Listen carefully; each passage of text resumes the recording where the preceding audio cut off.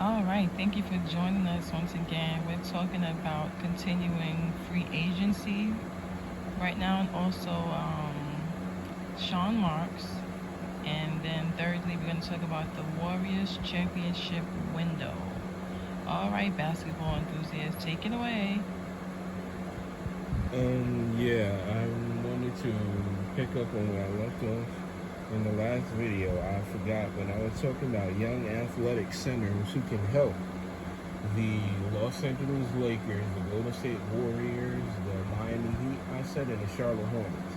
If they're looking for young athletic centers, I had mentioned Damian Jones, Isaiah Hartenstein, I said, Moses Brown.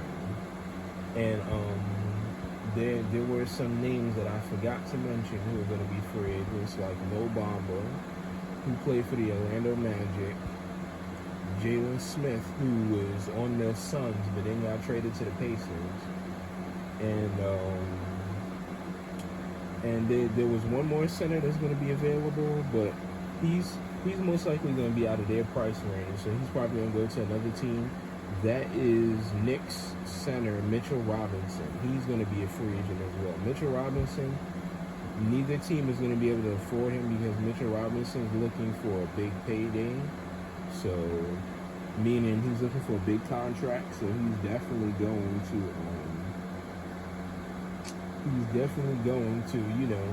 sign with the team like maybe the Detroit Pistons or the San Antonio Spurs. That's only if the New York Knicks and him don't come to an agreement.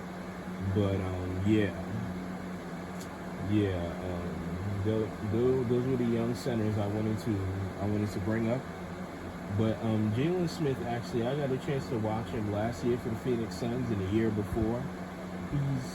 He's a pretty good shot blocker, and he even showed he could shoot the 3-pointer a little bit when he stepped out to the perimeter at times when he was shooting the basketball. I was like, wow, so he can shoot the three also. Because I really didn't watch much of him in college, I really don't watch too much college basketball, but I got a chance to watch him in the pros, and I was, in the NBA. I was like, okay, so he can also shoot the three. That's a good part of his game he's worked on. But those were the centers I wanted to talk about. It's going to be interesting when free agency starts. Like I said, tomorrow. I think it's at 5 or 6 p.m. It's going to be interesting to see what moves are made in free agency, like who improves their team with marginal moves or small moves, because each team is going to try to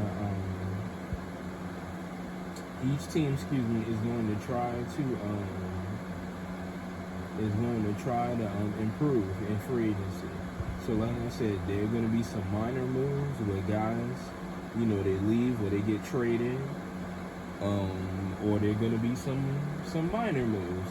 Like if you're a team like the Denver Nuggets, maybe you don't feel you need to make a whole bunch of moves. Maybe you just say, because today, for example, they made a trade where they sent Will Barton and Monte Morris.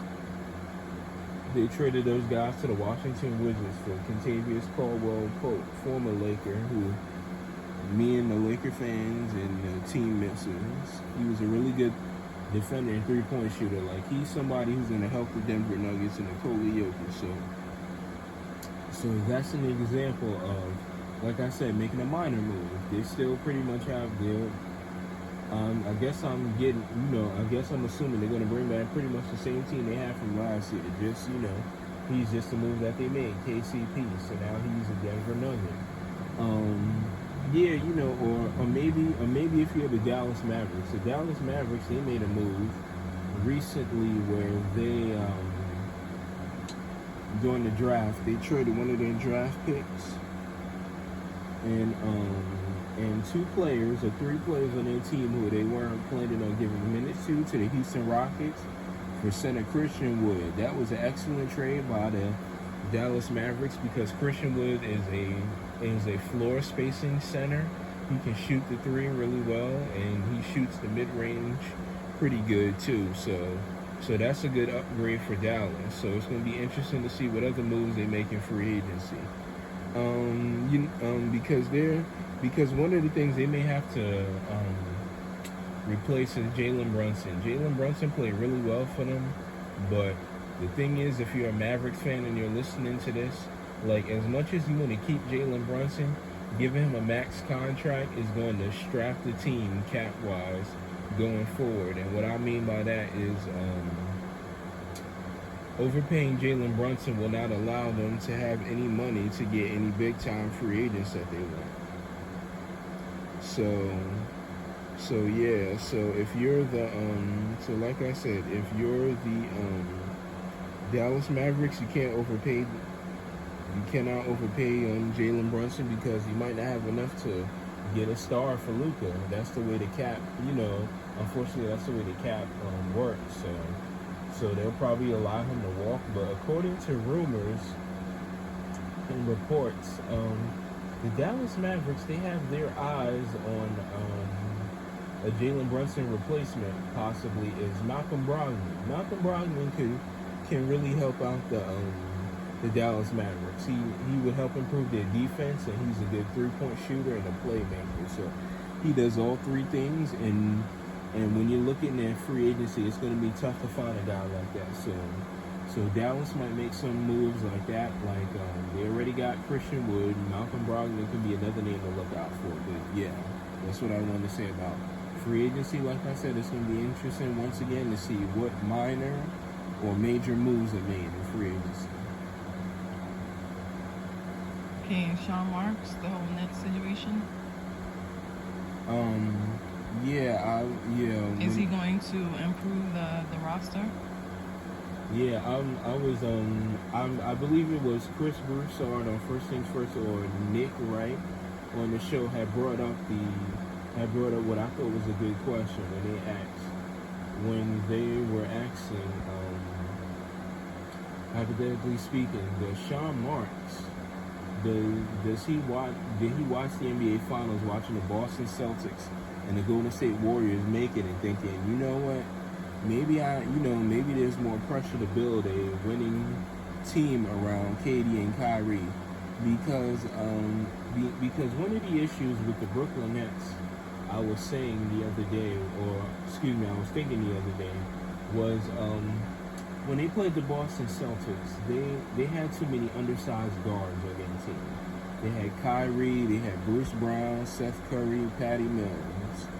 And I'm a big Seth Curry fan. I really like Seth Curry. And Patty Mills, I like his game as well. But when you're playing a team like the Boston Celtics, you need a lot of length on your team, and the Nets did not have that. They only had Kevin Durant, and they were assuming Ben Simmons, whenever he got healthy, was gonna. And Ben Simmons, I believe, could have helped if he was ready to go, he could have helped the Nets. But the thing is, you cannot ask Ben Simmons to guard Jason Tatum and Jaylen Brown. That's nearly impossible. What you need is, if you're the Nets, is starting in free agency. Look for 3-and-D guys, forwards who are small and power forwards who play defense, who are really good 3-point shooters and defenders. Like if you can't find guys who shoot league average from 3, and the league average from the 3-point line is 34% or 35%, which some people may look at it and say, well, that's not great, but it's good enough it's a good enough percentage where if you're the defense, you have to respect that player. You can't just, leave him wide open like some people were doing with Westbrook when he was on the Lakers this past season. So if I'm the Nets, that's my priority. Like, is re-sign Nicholas Claxton, obviously Bruce Brown, try to keep those guys on the team. But definitely, if you're Sean Marks, you have to look for wing players who can play defense for you. Because you can't just give Steve Nash a team full of undersized guards and expect them to be able to play defense. That's not how the NBA works.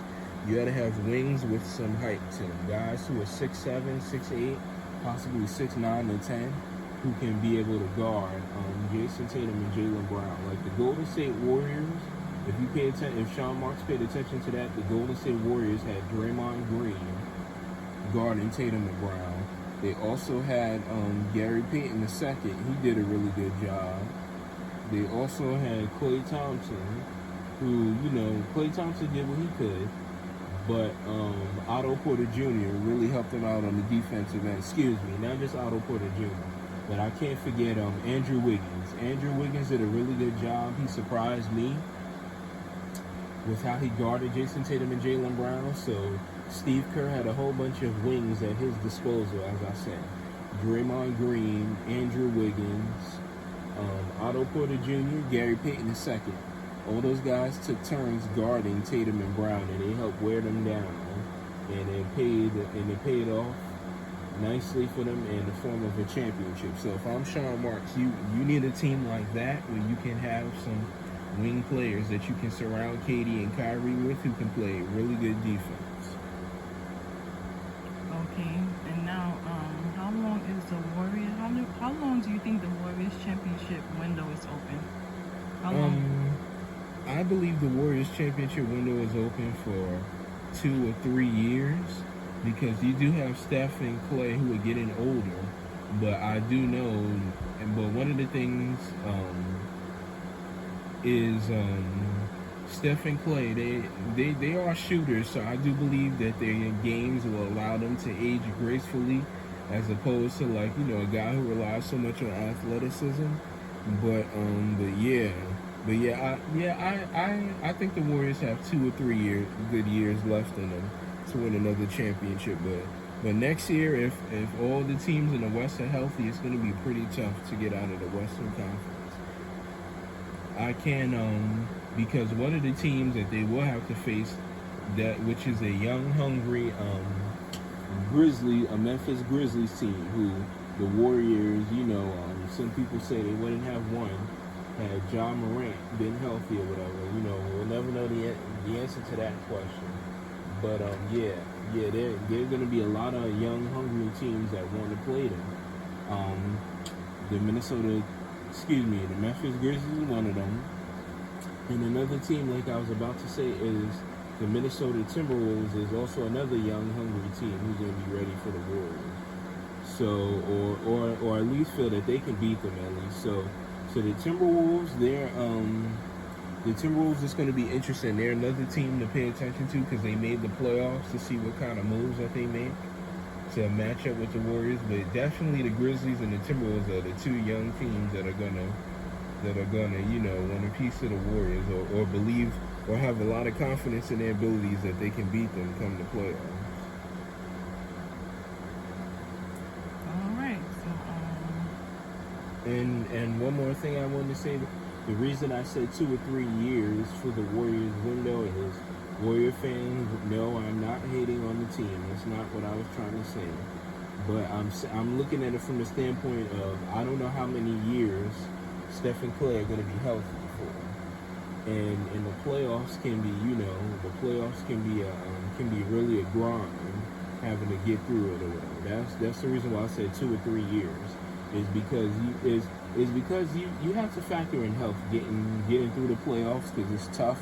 A lot of people, they think or they believe, you could just get through the playoffs with talent alone, but that's not true. You need health on your side as well if you're one of those opposing teams. right, and you were saying the two younger teams that would give the Warriors a run for their money, you said would be Timberwolves and who?